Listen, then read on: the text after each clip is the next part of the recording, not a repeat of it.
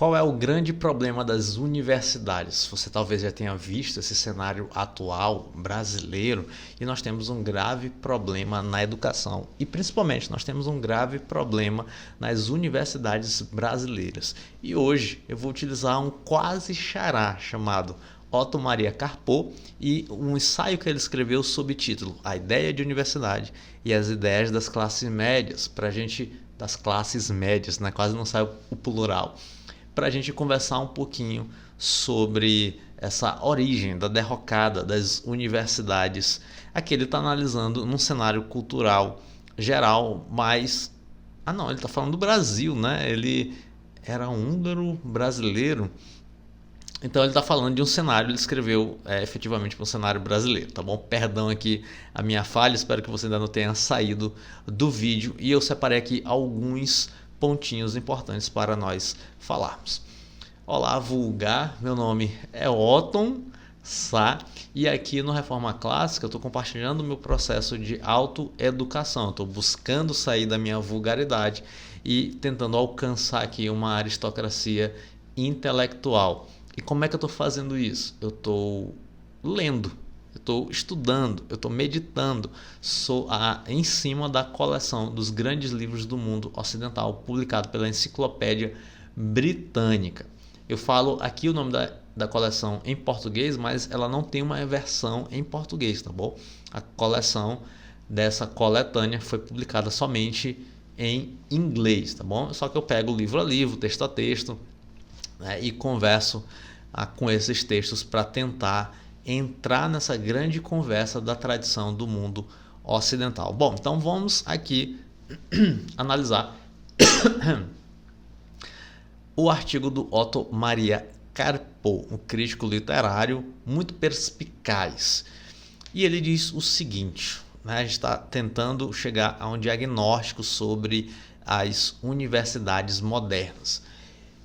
E já fazendo aqui um parênteses, se você espera que eu vá falar sobre ideologia, eu não vou falar necessariamente sobre uma ideologização dentro das universidades. Não vou falar sobre isso. Eu vou falar sobre um problema mais grave do que este, mas que acaba gerando esse fenômeno que, vamos dizer assim, é mais aparente e está em mais pautas da nossa política do dia. A ideia aqui não é falar sobre política do dia, mas tentar entender o fenômeno real para poder a gente lidar com o fenômeno real. Bom, e o Otto Maria Carpo ele vai iniciar um ensaio com uma visão idealizada e nostálgica da universidade. Ele chama ali a universidade de o templo das musas, né? Como se fosse ali aquelas linhas iniciais da Ilíada. Canta-me, ó musas, sobre a ira de Aquiles.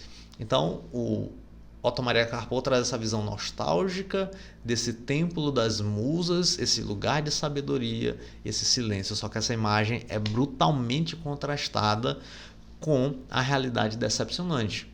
Bibliotecas empoeiradas, cinismo, exames fraudulentos, dominação por slogans políticos.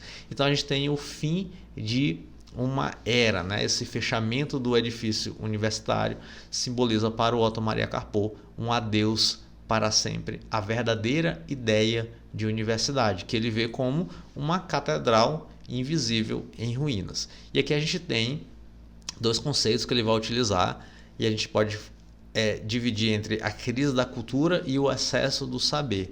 Ele vai dividir, ele vai dizer assim, o saber não é cultura. E ele cita Ellen Key, autor que distingue o mero acúmulo de conhecimento, e ele chama isso de saber, da verdadeira cultura, que é o que resta após o esquecimento dos fatos aprendidos. É uma forma de pensar, é um espírito crítico e desinteressado. Então, a sociedade moderna é riquíssima em saber e mendiga de cultura, nesses termos pré-estabelecidos no artigo do Otto Maria Carpo. Então nós temos, portanto, não uma educação, mas uma catástrofe universitária.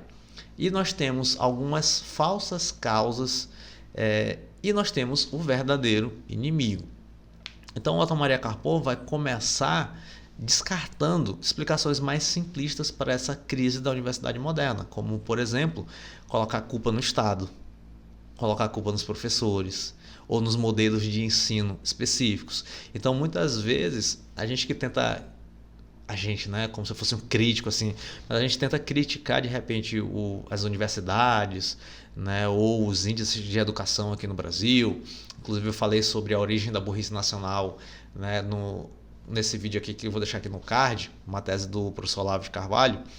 E a gente vai tentando encontrar culpados, né? E a gente tem uma tendência a trazer explicações mais simplistas, né? Como colocar a culpa no Estado, ou numa falta de investimento, né? Ou nos próprios professores, na culpa dos professores, professor mais burro. São todos fatores que influenciam, que implicam essa crise, mas não necessariamente é isso, tá bom? É uma outra coisa que é mais gravosa, tá bom? Que é mais gravosa, certo? E o que é esta coisa? Esta coisa é o utilitarismo. Otto Maria Karpov vai dizer, bom, o grande problema das universidades modernas é o utilitarismo. O verdadeiro inimigo da universidade é o utilitarismo, a mentalidade que valoriza o conhecimento apenas por suas aplicações práticas e imediatas. Por exemplo, formar psicólogos, eu sou psicólogo, formar médicos, formar advogados, formar engenheiros. Então, este utilitarismo é o verdadeiro inimigo desse espírito, desse entendimento do propósito da universidade. E o Otto Karpov vai falar que, bom, é esse negócio aqui.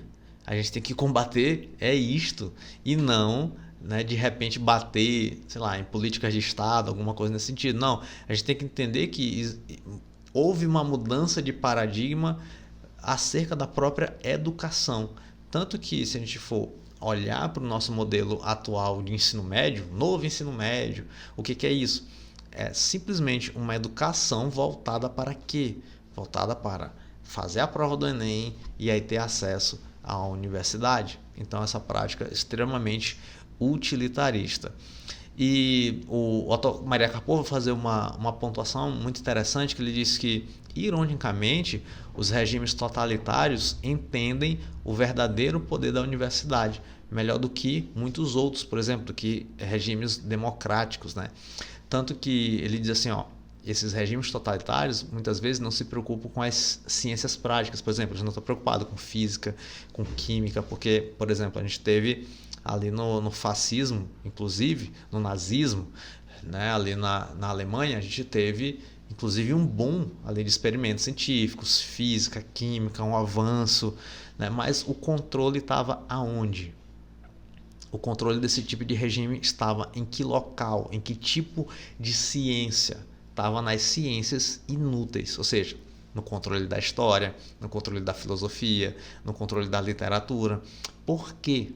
Porque são essas ciências, é este tipo de ciência inútil que forma o caráter e o espírito de uma nação. Olha só que diagnóstico sensível e que diagnóstico interessante que o Otto Maria Karpov nos entrega aqui para poder a gente entender esse problema da universidade.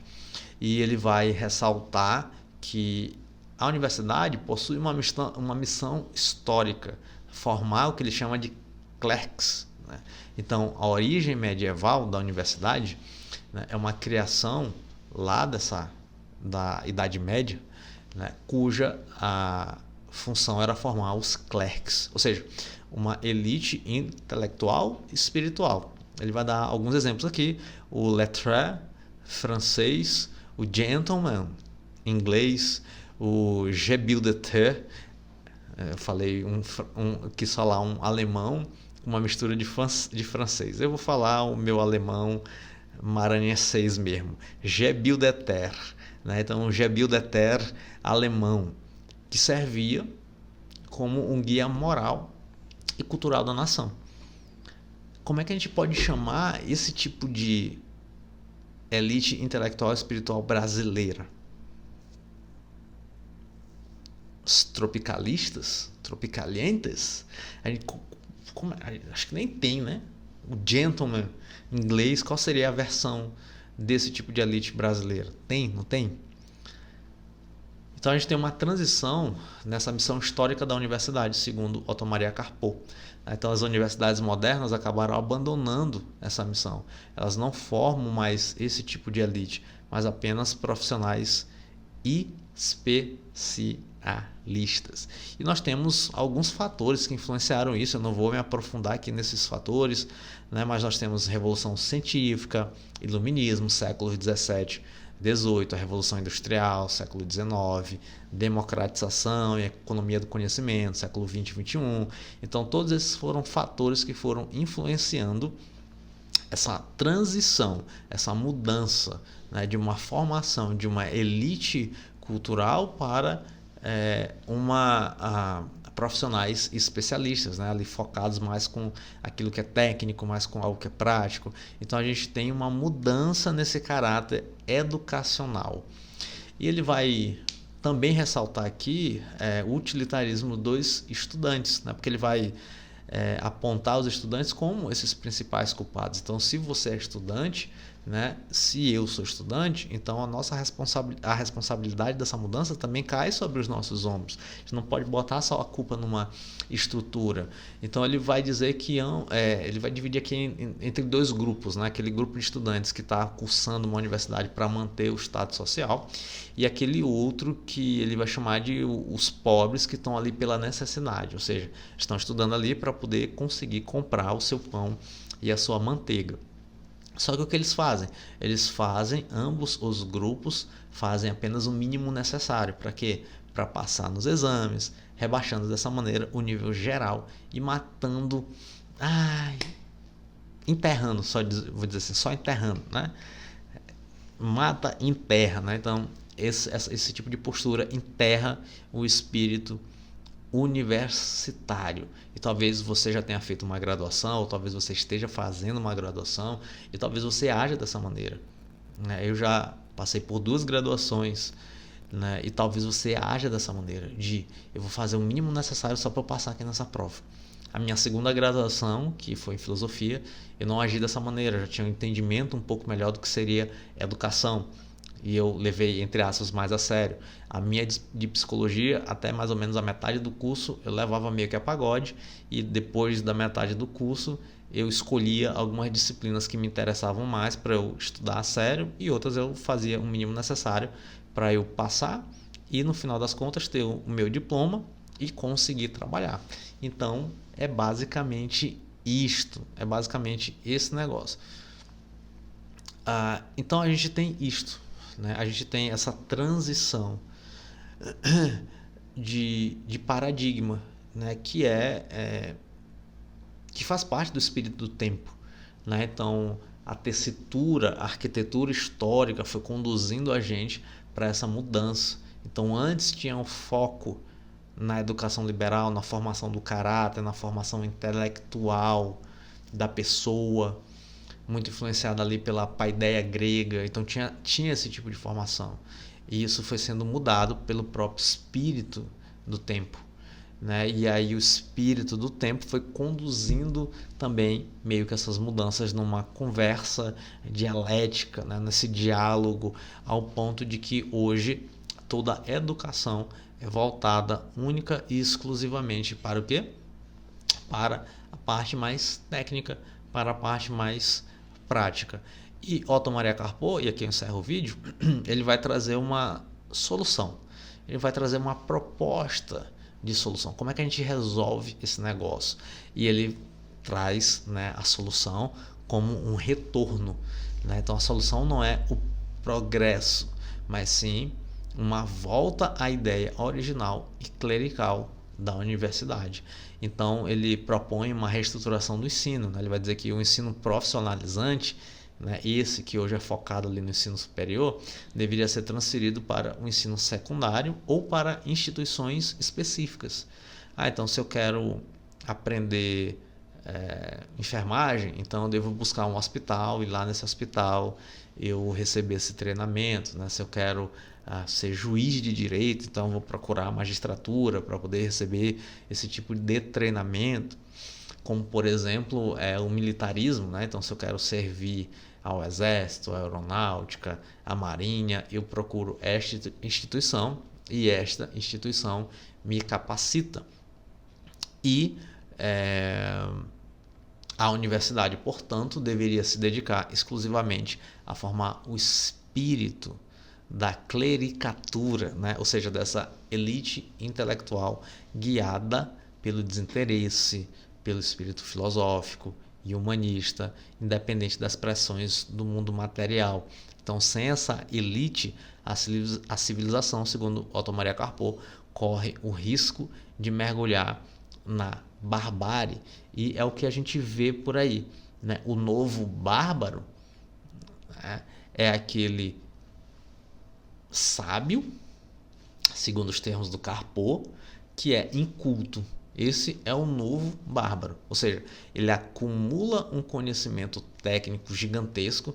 Eu sou PhD, né, em neurociência quântica, física do hipocampo central do cerebro natural do Homo sapiens.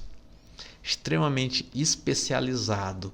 Eu tenho um acúmulo de conhecimento extremamente especializado. Eu sou um sábio nesse conhecimento, mas eu sou um inculto. Eu nunca ouvi falar de Ésquilo e da Orestia, por exemplo. Então nós temos esses especialistas. E os especialistas, eles vão tentar, portanto, arrogar para si essas autoridades, e a sociedade coloca sobre eles, os legitima em autoridade, e eles começam muitas vezes a opinar sobre coisas que não fazem parte do seu escopo de cultura, porque eles dedicam uma vida a um tipo de conhecimento, mas nunca dedicaram-se a pensar no que seria a justiça. Mas nunca se dedicaram em aprender como se comportar bem. Mas nunca se dedicaram a entender o que é o amor. Então, a universidade deveria se dedicar exclusivamente a formar esse espírito dessa elite intelectual. Mas eu te pergunto, essa nova missão, esse resgate, ele está próximo? Ele está longe? Como é que tu percebe isso? Me diz aí nos comentários. Bom, e se ele está longe de ser instrumentalizado, se ele está distante de ser operacionalizado, então o que a gente pode fazer? A gente pode assumir a responsabilidade pela nossa formação espiritual, pela formação desse espírito, dessa elite intelectual.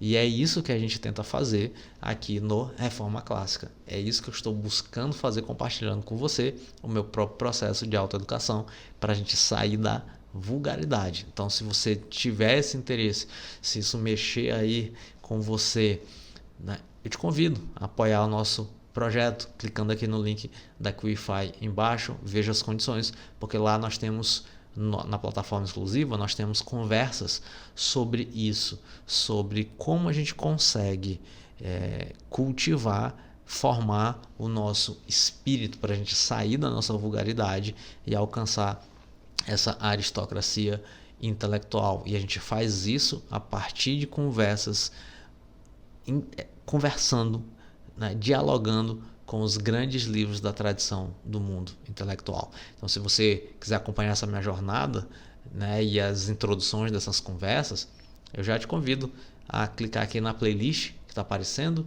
do nosso projeto Reforma Clássica, a se inscrever no canal, né, e não se esqueça de dar um joinha no vídeo. Espero que você tenha gostado dessa nossa conversa e dessa nossa reflexão acerca desse artigo do Otto Maria Carpo.